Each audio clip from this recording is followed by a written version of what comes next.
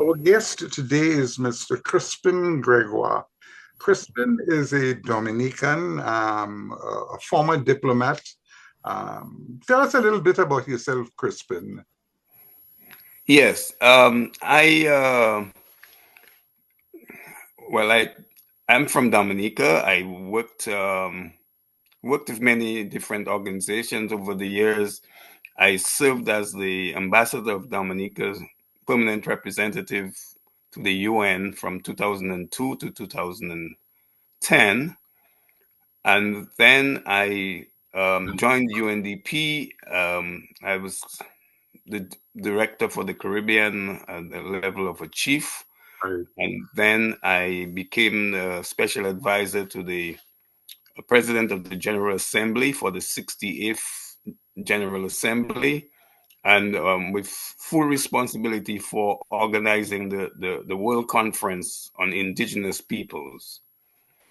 I have a background training in international relations and political science.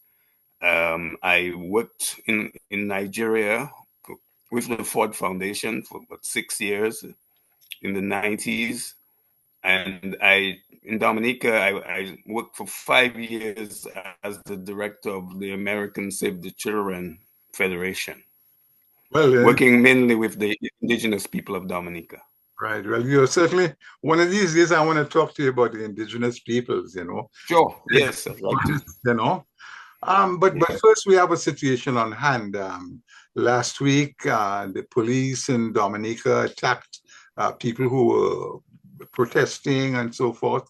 And of course, that's a kind of a no-no in a state of democracy, with the situation that the Prime Minister, Roosevelt Scared, is involved in.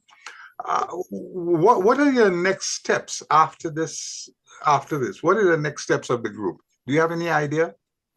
I I can't say what they are planning to do. They find themselves in a very difficult situation because what has happened in the last few days is a lot of people are being arrested, and it seems like the police plans to arrest the leaders of the Electoral Reform Coalition.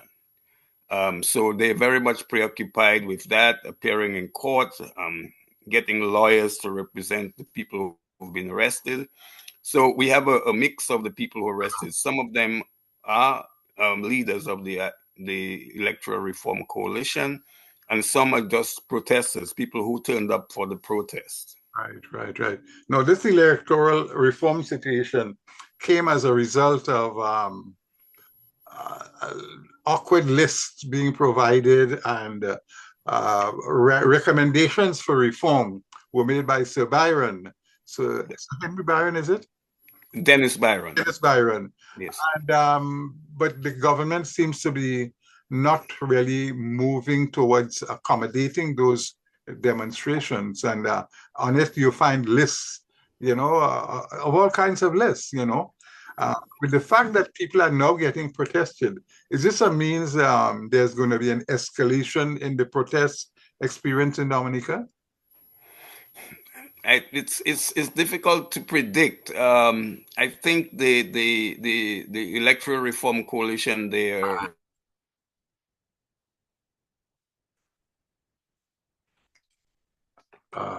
We're freezing up.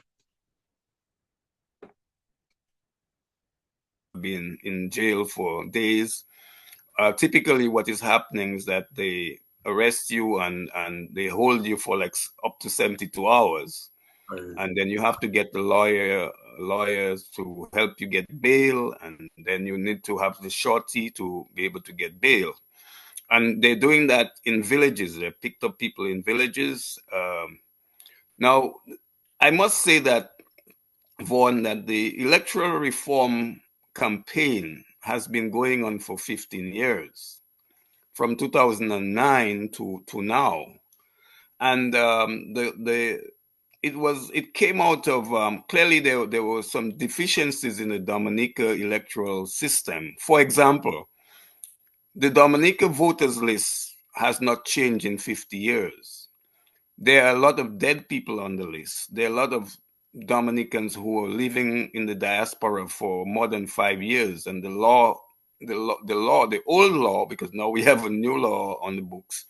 The old law prescribed that if you live outside Dominica for 5 years, then your name should be struck off the list.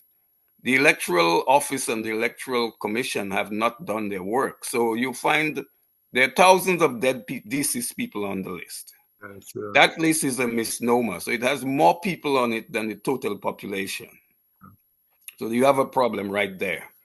The second thing is that starting around 2009, the ruling Dominica Labour Party, one of the ways they have ensured victory at the polls is to pay the tickets of thousands of people in the diaspora who are on that list to come down to vote.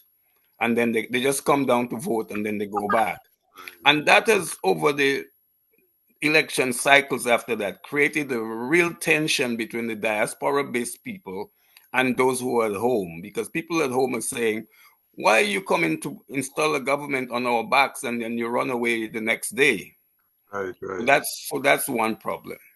The other problem, which is a serious problem, is the election campaigns have gotten extremely expensive because the ruling party spends a lot of money. The opposition is at a disadvantage. Now the question is, where's that money coming from? We have what we call the citizenship by investment program, and it is believed that the money is probably coming from there, from the operators, the agents who are selling these citizenships or selling passports, if you will. That is basically what happens. So the government is spending a lot of money. We've seen there's been budgets of like $27 million for the Labour Party's campaign in 2019. The opposition can't match that. So there's not a level playing field. So one of the contentious areas that is now on the table, and that's one of the things that caused the protests, is that the campaign finance regulations were totally not accepted from Sir Byron's recommendations. He made recommendations that we should adopt a system like Jamaica, where there is campaign finance provisions. The Prime Minister, in his statement on that at the press conference the Monday before that Wednesday when they went to Parliament, he said it's too technical and that they would do that at a later stage. And the opposition, that is one of the most contentious issues, that there is no campaign finance regulations.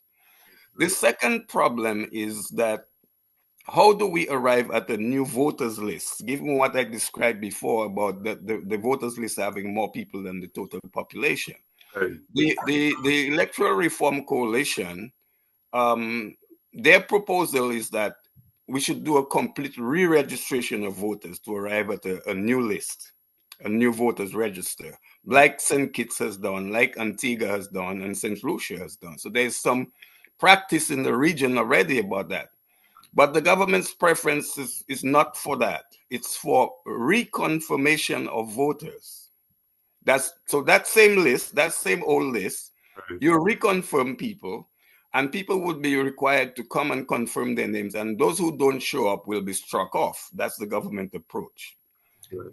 But there's the worry that the government might well bring in people just to come and reconfirm their names on the list. So that, because there's no trust in Dominica as far as the government versus the opposition. There's no there are a lot of things that have gone bad. Right. And I should say too that this is the second time that the police is using tear gas on campaigners for electoral reform. This happened in 2018. I was at one of those protests, and I'll tell you the rally. It wasn't a protest; more for like a rally. They just gathered on the side of a street, and then when it was 15 minutes before it was over, the police moved in and fired tear gas on the protesters, on the people calling for the reforms. Right. So, and then there's another problem in the whole electoral reform agenda, and that is the Electoral Commission has not been playing its role. In fact, it was really cast aside by the Prime Minister. The Prime Minister took totally control of electoral reform. Yeah. And that, to the dismay of the opposition forces, and they so the commission is although it's a creature of the Constitution and it's supposed to be an independent body, the government decided they were the ones dispensing electoral reform, and that's the problem. So now we have a similar situation like what Jamaica had. There's a debt. We have a two for all. We have a two-party system. There's the smaller parties like the Dominica Freedom Party, which is Mary Eugenia Charles's party. They got split. Part of it got integrated into the ruling party, and there's a faction of it that is still trying to keep. They have that name, and they haven't really participated actively in the electoral in the elections. But they are part of the coalition, and they so what happens under the constitutional arrangement? The government nominates 2 people to the commission, and the opposition 2 people to the commission. So that's 4, and the 5th person is appointed by the president, the head of state. We have a president. Dominica is a republic, as opposed to the king or queen of England is not our head of state. We have our own. And so the chairman of the commission is supposed to be independent and to be in a position to break deadlocks. But what we have is that we have an inbuilt deadlock in the commission. They cannot make decisions by consensus, and that's a problem. So it's always free to. The chairman sides with the ruling party. Yeah. The second thing is that all 3 of the government representatives on there, well, 2 plus the chairman, they are passport agents. They're people who sell citizenships.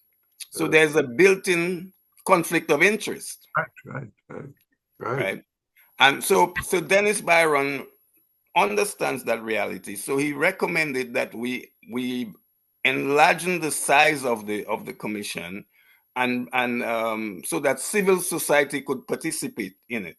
And that's what the Jamaicans did. That's how they solved that problem. They brought in some experts, some people, from experts in law and accounting, and when there's contentious things that have to be voted on in Jamaica, the parties don't vote. It is those people who are appointed, who bring their expertise into the commission.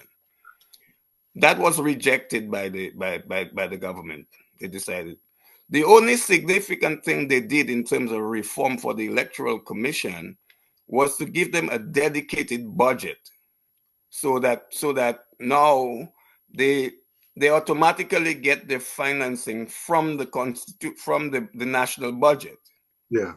Before they had to go begging the Ministry of Finance for their money, but now under this new law, they will automatically, every budget, that money will be allocated and it goes to them, and they can do what they have to do with it. But as far as the composition of the commission, the government did not agree with what Sir Dennis Byron was recommending.